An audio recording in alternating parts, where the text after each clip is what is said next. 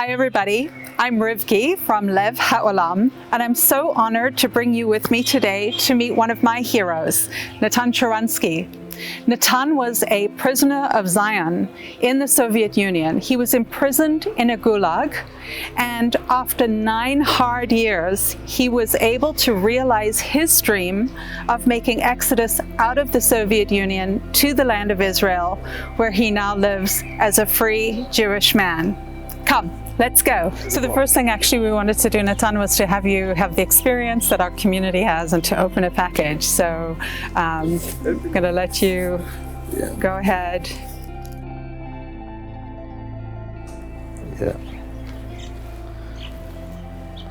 So really helping our community to experience the aliyah story across the generations, across the different lands.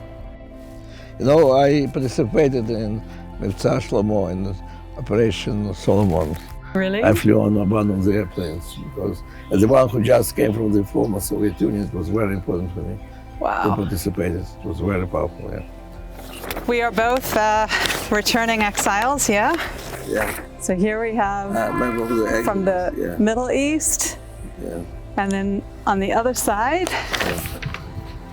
Yeah. I came from the Soviet Union, you came from South Africa, from here. And we still are waiting for more Jews from North America. I really wanted to ask you, as a person who has lived the Exodus story in a way that is absolutely extraordinary, coming from incarceration to freedom, to be a Jewish man living in freedom in Eretz Israel.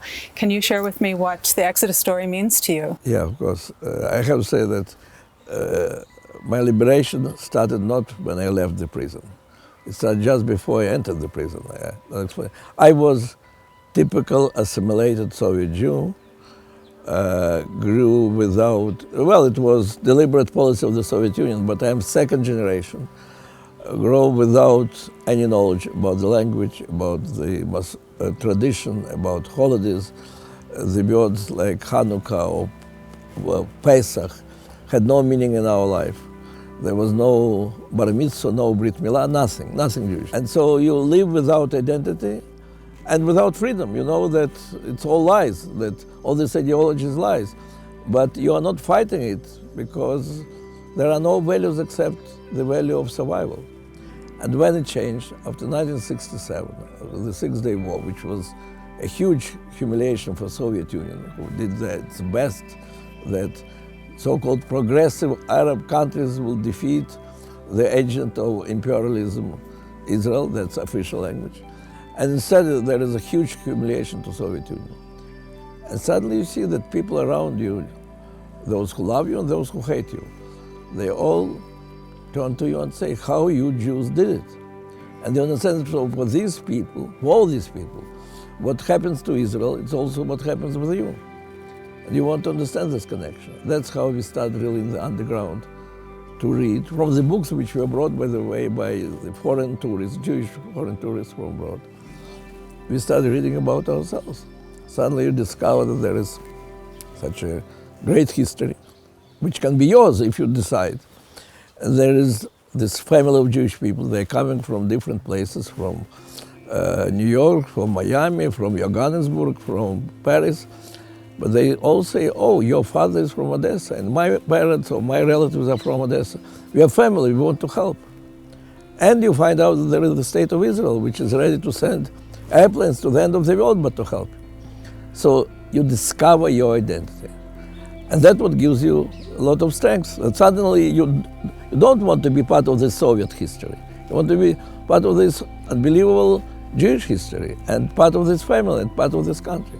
You start fighting, and by the time I became activist and demonstrator, then spokesman of Zionist movement and human rights movement in the Soviet Union. And then one day you're arrested. They were warning me many times, and finally they accused me in high treason and arrested. And they start explaining you that if we accuse somebody that he's an American spy, of course he will not get out alive. Only if you cooperate with us. And what it cooperates, to go on the press conference and say publicly that Soviet Union is good, that Zionism is bad, and so on. So you choose. life or death.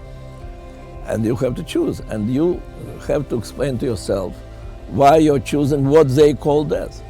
And it was clear because you feel yourself part of historic struggle.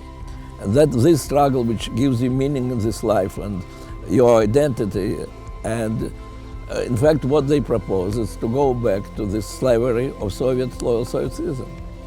So that's when you understand that you prefer to stay a free person in prison than to be slave outside. And of course, and here is an important thing to mention, this feeling of that all the Jewish people are fighting for you. You know nothing about what's happening in the world, but you're absolutely sure that Jewish people in the state of Israel are fighting for you. That you are really in the center of this historical struggle. That's why every word that you say is influencing on all of them. And how I knew that they were fighting? Because we could never succeed in our struggle if from the very first day of our struggle it was not the struggle of all the Jewish people. And the only way that Soviets will not arrest and kill all of us is because of these powerful demonstrations of solidarity and pressure of Jewish world on the Western governments. Though, of course, I was in a very tough situation, hundreds of days in the punishing cell, years and years in solitary confinement, hundreds of days of hunger strikes demanding my right to communicate with my family. But not for a moment I had any doubts that our people continue their struggle, our struggle. And so really the day came and they took me straight from the punishing cell and moved to the hospital, and there for 2 months we were feeding and feeding and feeding. Nodel gained some weight and gave some strength, physical. And they put on the airplane and brought to Germany. The American ambassador took me from Eastern Germany through Glienicke Bridge to Western Germany. And there my wife, whom I didn't see for 12 years, with a small airplane from Israel, took me straight to Israel. And the day which started in Soviet prison finished near the Kotel with celebrations of all the Jewish people.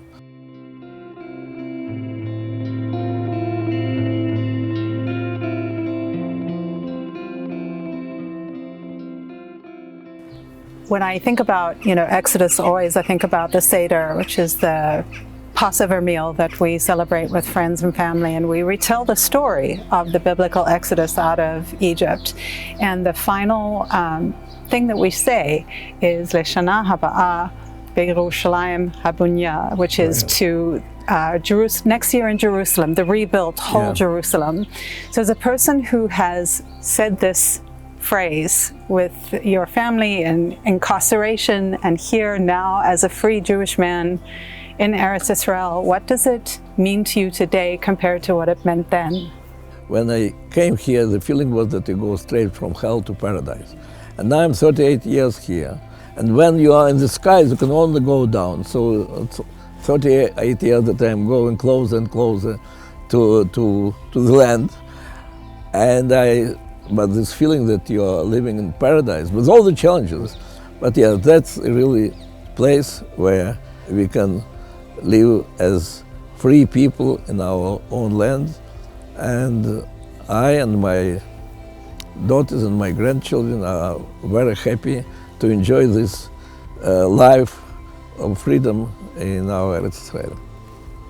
Natan Sharansky, thank you so much for taking time with us today and talking about your story and the Exodus story. And we're just so proud that we're all here in Jerusalem together as free people, and we understand it's a gift, and we continue to fight for this gift to live here.